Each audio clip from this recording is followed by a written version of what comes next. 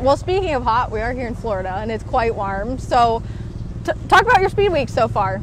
Yeah, it's been way better than last year, that's for sure. I think we did take a provisional the very first night, so didn't start our Outlaw Tour off last year very good, but we've been really fast this year. I feel like, end of 2022, we ran second at World Finals and then started the beginning of last year, kind of how we unloaded, and we were god-awful every time we hit the racetrack. So kind of refreshing.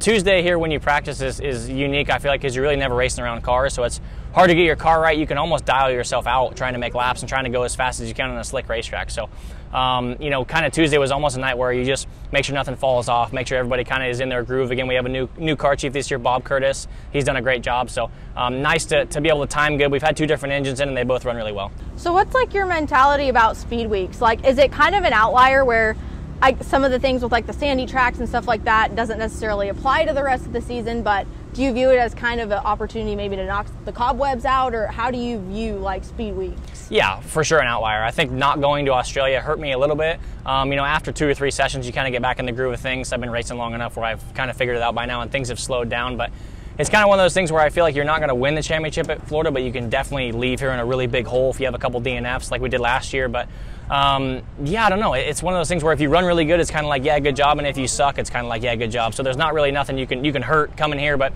like you said, the tracks are very sandy. This is the only place we come in Florida. So here in Charlotte are similar in some ways, being just very silty, kind of shitty dirt with not a lot of grip. So there are 2 places you have to be fast at, obviously, to go win the championship in Charlotte, but some places you kind of set aside. And there's quite a few cars here. This is like the most cars I think they said since 2008, 45 cars.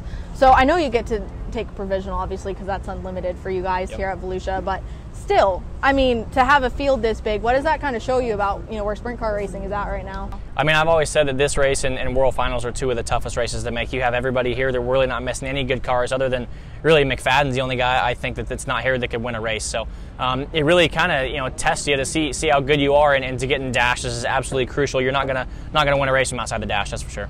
Yeah, so we were actually talking with Jason Pursley yesterday, non-wing sprint car racer, and he kind of emphasized like qualifying, something that he wants to work on, and just talking about that in the wing sprint car realms. Obviously, pill draw can really kind of make and break your night. How do you feel like that is here, especially at Volusia, with everybody's so fast, how that affects your night?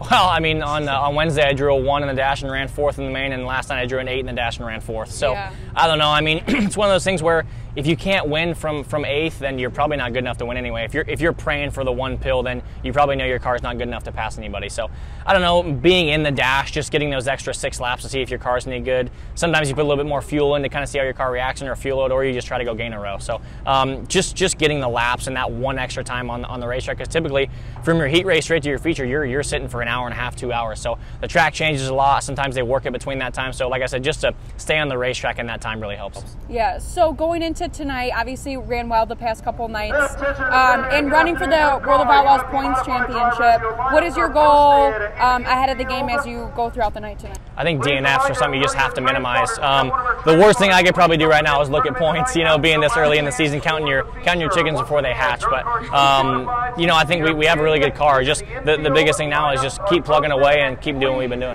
So I want to talk about your rookie season a little bit. I know we've talked about it before. It's been a big topic, finishing 4th in the standings last year.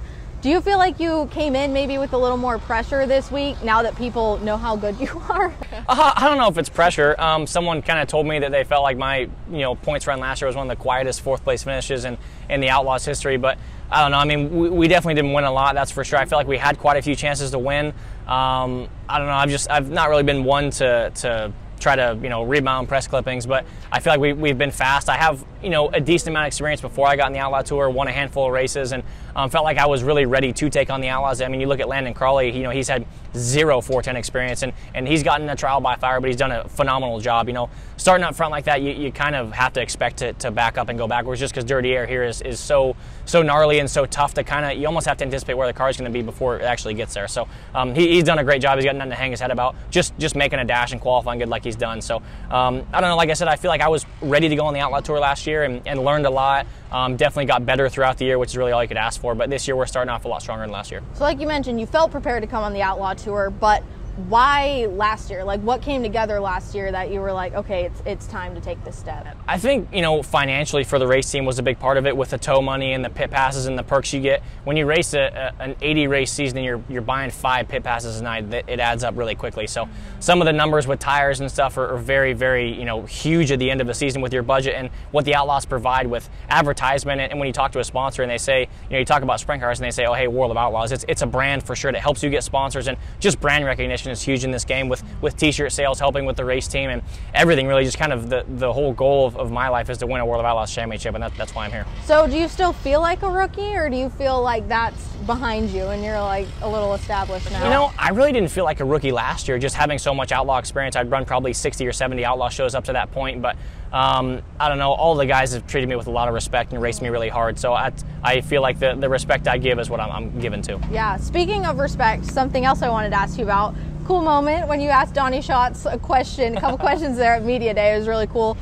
I thought he gave you such a thoughtful answer when you asked him about, you know, winning championships, and, you know, how he was telling you that first one is the hardest, and, you know, the rest are all, I think he called it gravy. Yeah. But did you take that advice to heart, or what was kind of your reaction to that? I mean, if I could win one hard one and 9 gravy ones, I would take that. But I don't know, Donnie's been someone I've looked up to for a long time. You know, he, on the West Coast swing with the Outlaws, he would always stay at my dad's shop in Fresno. So been around that team a long time. Scuba's been there for I don't even know how long, and he's the crew chief now when Rick Warner was there. Bob Curtis actually worked there for a while too. So a team I've looked up to. Tony Stewart has stayed at our shop before, and you know, it means a lot that a guy like that could very easily blow me off and kind of just laugh about it and not answer the question, but to answer that the way he did and give a really thoughtful answer, I felt like, in your words. But I don't know, like I said, Donnie's the guy I look up to. Him and Daniel Lasowski are 2 of the guys I feel kind of have a similar driving style. And for Donnie to win 300 million races or whatever he's won and still want to do it and still race as hard every single night as he did 20 years ago means a lot to me, and